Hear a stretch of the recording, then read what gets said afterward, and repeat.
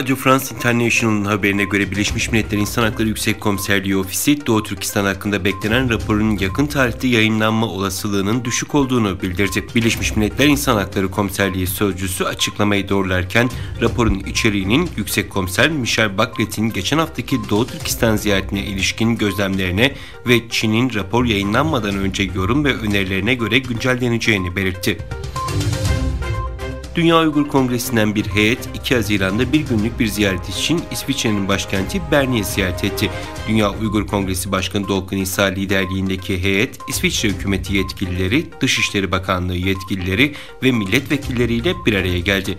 İsviçre ziyaretinin amacı ve yaptığı toplantılar hakkında Özgür Asya Radyosu'na konuşan Dolkun İsa, ziyaretin Avrupa ülkeleri gibi İsviçre hükümetini ve parlamentosunu Uygur soykırımını tanımaya çağırmaya amaçladığını söyledi. Çin, Hong Kong Kuzeydoğu bölgesinde batılı ülkelerin diplomatik temsilcilikleri 1989'da Pekin'in Tiananmen Meydanı'nda güç kullanılarak bastırılan barışçıl gösterilerin yıl dönümü 4 Haziran'da anma mesajları yayınladı.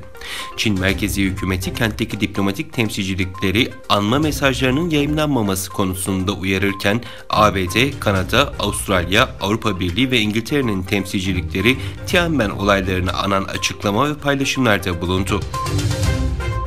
Güney Kore Genelkurmay Başkanlığı, Kuzey Kore'nin kısa menzilli 8 balistik füze denemesi yaptığını duyurdu. Japonya Başbakanı, Japon ulusal münhasır bölgesi dışına düşen füzelere yönelik Pyongyang yönetimine nota verildiğini kaydetti.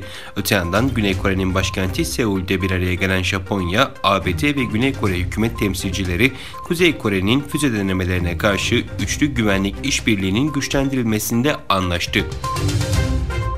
Avustralya, Çin'e ait bir savaş uçağının Güney Çin Denizi üzerindeki deniz gözetleme uçaklarından birini tehlikeli manevralar yaparak taciz ettiğini ve olay sonucunda uçaklarının üste çekildiğini açıkladı. Avustralya Başbakanı yaşanan olayın ardından Çin'e endişelerini dile getirdiğini belirtirken, Savunma Bakanı ise Çinli J-16'nın Avustralya uçağına çok yakın uçtuğunu vurgulayarak, "Tamamen kendi haklarımız dahilinde faaliyet gösteriyoruz. Ticaretimizin çoğu Güney Çin Denizi'nden geçiyor. Bu olay bizi faaliyetlerimizden alıkoyamayacak" diye konuştu. Kazakistan 27 yıl aradan sonra Yeni Kazakistan olarak adlandırılan yeni dönem için yapılan anayasa referandumunda oy kullanmak için sandık başına gitti. Kazakistan Cumhurbaşkanı Tokayev, ülkede bugün yapılan anayasa referandumunun iktidarla halk arasındaki ilişki modeli başta olmak üzere genel olarak büyük değişimler anlamına geleceğini bildirdi. Tokayev, anayasa referandumu için oyunu başkent Nur Sultan'daki Farabi Öğrenciler Sarayı'ndaki sandıkta kullandı.